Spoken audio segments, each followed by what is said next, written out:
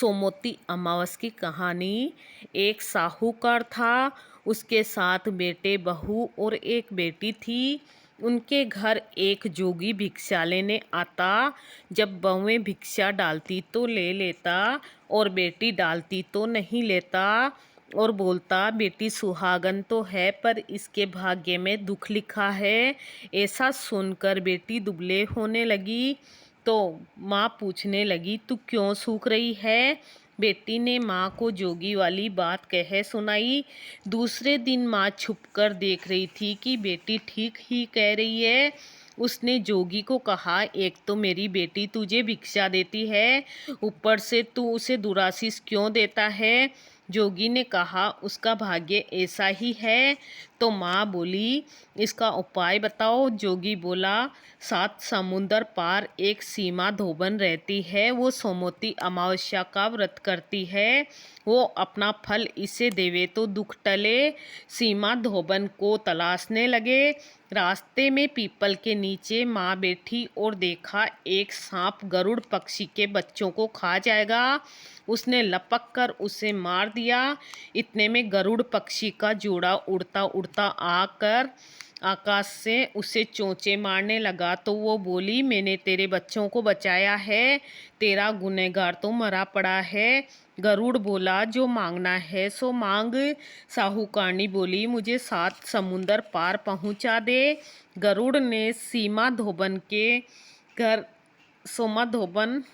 के घर के पास उसे छोड़ दिया।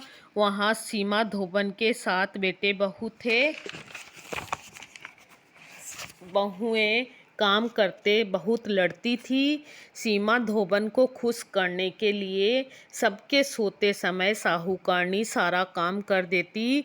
सब सोचने लगे कि काम कौन करता है। सीमा धोबन ने सोचा, कौन सी बहू ज़्यादा काम करती है, देखना चाहिए। चुपचाप आंख बंद करके सो गई तो देखा एक औरत आई, सारा काम करके चुपचाप जाने लगी। भोजन धोबन पूछने लगी, तू किसी स्वार्थ से हमारे यहाँ घर का काम करती है? तो साहूकारनी बोली, मेरी बेटी को तू अपना सोमवती अमावस्या का पुण्य दे दे। और सारी बात बताई। धोबन तैयार हो गई, घर आई, बेटी के ब्याह की तैयारी करी। दूल्हा दुल्हन फेरे में बैठे। दूल्हे के पास धोबन मिट्टी का हांडी, कच्चा दूध, कच्चा सूत लेकर बैठी। इतने में दूल्हे को डसने के लिए सांप आया। धोबन ने उसे हांडी में डाला और कच्चे सूत से हांडी बांध दी। और तो सांप बोला, दूल्हा तो डर के मारे मर गया है, तो उसे जीवन दान दे।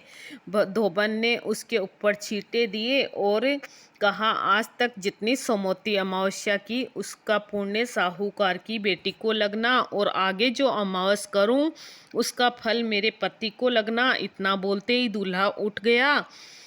काम पूरा हुआ तो अपने घर जाने लगी तो साहूकारनी बोली, तुझे मैं क्या दूं? धोबन बोली, मुझे क्या चाहिए, बस एक मिट्टी की हांडी दे दे। रास्ते में सोमवती अमावस आई।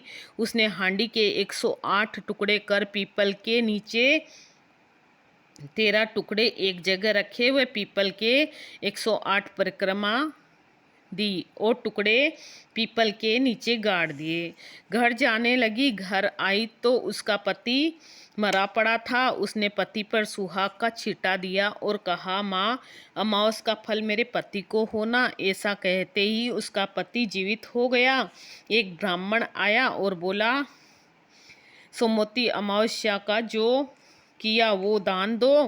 ब्राह्मणी बोली, रास्ते में अमावस आई तो मैं कुछ नहीं कर पाई, और जो किया वो पीपल के नीचे गाड़ आई। ब्राह्मण ने जगह खोदी तो पाया कि वहाँ 108 हुए 13 सोने के टुकड़े रखे हैं।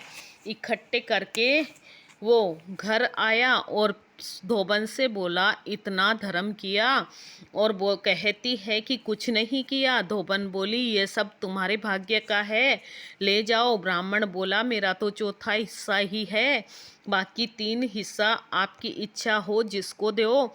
ब्राह्मण ने नगर में ढिंडोरा पिटवा दिया कि सब जने सोमवती अमावस्या का व्रत करो। हे सोमवती अमावस्या, माता साहूकार की बेटी को सुहाग दिया वैसा सबको देना, अमर सुहाग देना, खोटी की खरी अधूरी की पूरी। सोमवती अमावस्या की कहानी। सोमवती अमावस्या माता की जय।